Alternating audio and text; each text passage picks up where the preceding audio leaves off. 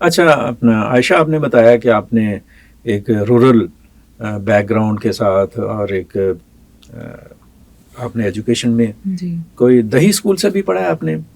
بالکل پڑھا ہے جی. انیشلی جب بہت چھوٹے تھے تو ہم لوگ گاؤں میں رہتے تھے، میں اور میری چھوٹی بہن. تو باقی ہمارے بہن بھائی لاہور میں تعلیم حاصل کر رہے تھے، لیکن ہم چونکہ چھوٹے تھے تو ہمیں ابو نے وہیں پہ جو ایک ہوتا ہے اسکول شہر، جو گاؤں کے پاس نزدیک ترین شہر میں اسکول ہوتا ہے، تو وہاں پہ ہماری تعلیم ہوئی ہے. مورلز بتائے جاتے تھے. پھر اس طرح ہر طرح کی جو چیز ہے، جو بھی ہنر، جو بھی اسکل انسان کی زندگی میں کام آنے والا ہے، وہ سب کچھ وہاں پہ سکھایا جاتا ہے. بہت ہی چھوٹی عمر سے وہاں پہ لڑکیوں کو ہر طرح کا اسکل سکھایا جاتا ہے، لڑکوں کو بھی. تو میں جو دیکھتی ہوں آج کل کے جو بڑے بڑے نام ہیں اسکولس کے، تو ان میں ایکسٹرا کریکولر پر کوئی توجہ نہیں دی جاتی، اس میں لائف اسکلس نہیں سکھائے جاتے. بچے بس زیادہ تر ان پہ پریشر ہوتا ہے کہ جی ہم نے اے اسٹار لینا ہے، نمبر لینے ہیں، ہم نے نمبر لینے. تو اس کے نقصانات بھی دیکھیں نا، یہی ہوتے ہیں کہ ہم ایک ایسی نسل تیار کر رہے ہیں جو ڈگریاں لے کے پھر گھومتے رہتے ہیں، لیکن ان کے پاس چونکہ اسکلز نہیں ہوتے. اچھا یہ بتائیں کہ آپ کا وہ جو میں نے اسی لیے پوچھا کہ ماشاءاللہ وٹو صاحب ایک نام ہے ہمارا.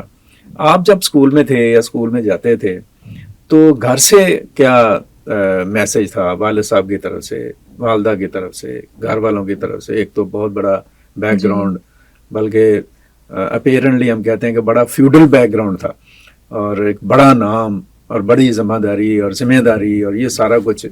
یہ اس کا کوئی امپیکٹ ہوا آپ کی پرسنالٹی پر، یا گھر والوں نے کوئی اس کے حوالے سے کوئی تربیت کی؟ یہ جی بہت بڑا جو فیوڈل بیک گراؤنڈ کا ایک امیج ہے، یہ بھی میں سمجھوں گی کہ یہ ٹھیک نہیں ہے، کیونکہ میرے والد صاحب کوئی بہت بڑے فیوڈل بیک گراؤنڈ سے نہیں تھے. ان کے پاس زمینیں تھیں، انہوں نے چونکہ وہ مائیگریٹ کر آئے تھے انڈیا سے، ان کی فیملی، تو ساری جو زیادہ تر جو زمینیں تھیں مربوں میں تھیں وہ وہیں پہ رہ گئیں. اور یہاں پر جب وہ آئے تو ان کو تھوڑی زمین ملی ان کے بدلے میں، نسبتاً کم ملی. جی نسبتاً کم ملی. تو انہوں نے بہت ہی تنگ دستی کی بھی زندگی دیکھی، اور جو کچھ بنایا وہ خود اپنے بلبوتے اور اپنی محنت سے بنایا. تو ہمیں کبھی بھی ہمارے والد صاحب نے یہ نہیں کہا تھا کہ عیش و عشرت کی زندگی گزارو اور کچھ نہ کرو. ان کی طرف سے ہمیشہ بہت سختی ہوتی تھی ہمارے اوپر. میری والدہ جو تھیں وہ اتنی نہیں سختی کرتی تھیں، لیکن والد صاحب چونکہ بزی تو بہت تھے، کام بہت کرتے تھے، لیکن جتنا ٹائم ان کو ملتا تھا تو وہ ایک ہی سوال کرتے تھے کہ آپ پڑھائی آپ کی کیسی چل رہی ہے. اور پھر چھوٹی چھوٹی باتوں پہ بہت اپریشیٹ کرتے تھے. میں چونکہ شروع سے ہی مجھے لکھنے کا شوق تھا